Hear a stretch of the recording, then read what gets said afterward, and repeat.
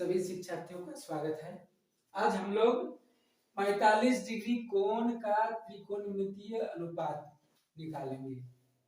45 degree कोण में लंब, आधार, कर्ण का मान क्या है, इसके बारे में जानकारी प्राप्त करेंगे।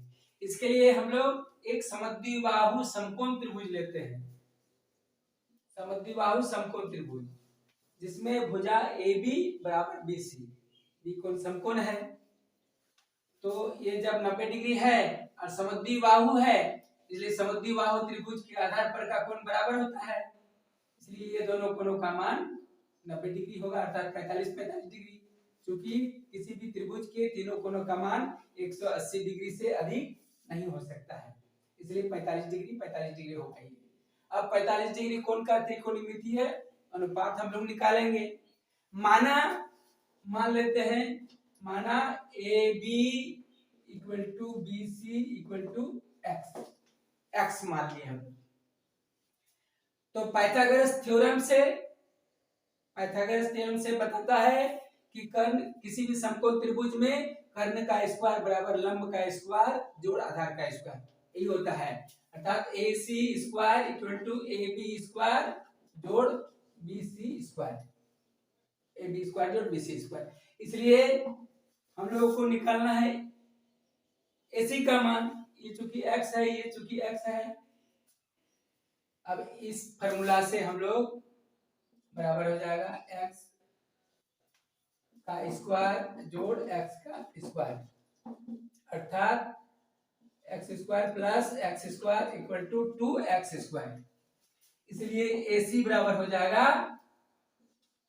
2x स्क्वायर का वर्गमूल, अर्थात √2 इंटू x।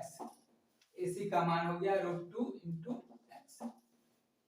अब किसी भी प्रकार का त्रिकोणमितीय अनुपात हम लोग निकाल लेंगे।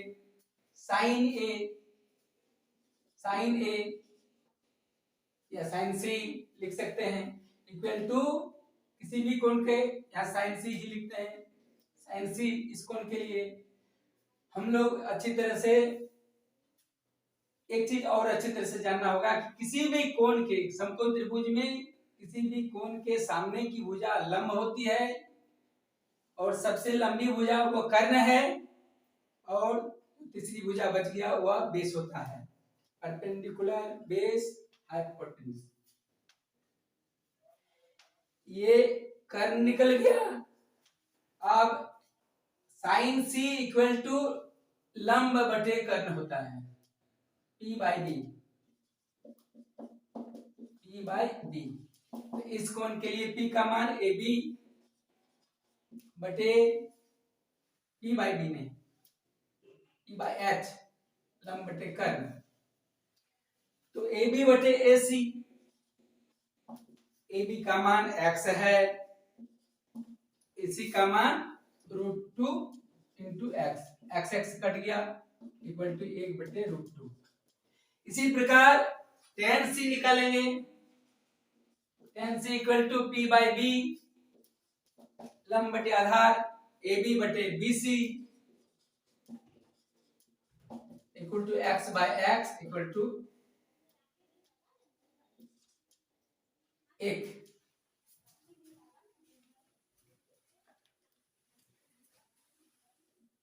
सेक निकालेंगे। Sec C equal to H by B कर्ण बटे आधार। कर्ण का मान √2 into x, √2x by B का मान x कट गया इक्वल टू √2। इसी प्रकार सभी त्रिकोणमितीय निष्पत्तियों का हल निकाल सकते हैं हम लोग। 45 डिग्री का मान में cos 45 degree equal to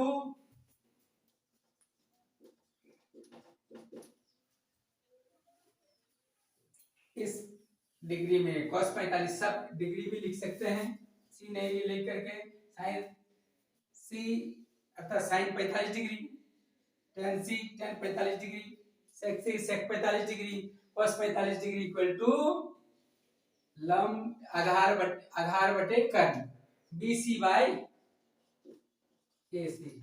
BC का मान हो गया x, AC का मान √2 x x कट गया इक्वल टू 1/√2। अर्थात एक चार्ट बनाएंगे हम लोग, इसमें डिग्री लिखेंगे पहले, यहां लिखेंगे PBH, P perpendicular base H, इसमें 0 डिग्री, 30 डिग्री, 45 डिग्री, 60 डिग्री और 90 डिग्री, इतना डिग्री का मान हम लोग निकालेंगे। सभी डिग्रियों का त्रिकोणमिति विधि द्वारा हल करेंगे हम लोग। आज हम लोग 45 डिग्री का मान दिखाए। 45 डिग्री में P निकलता है 1 1 1 और √2।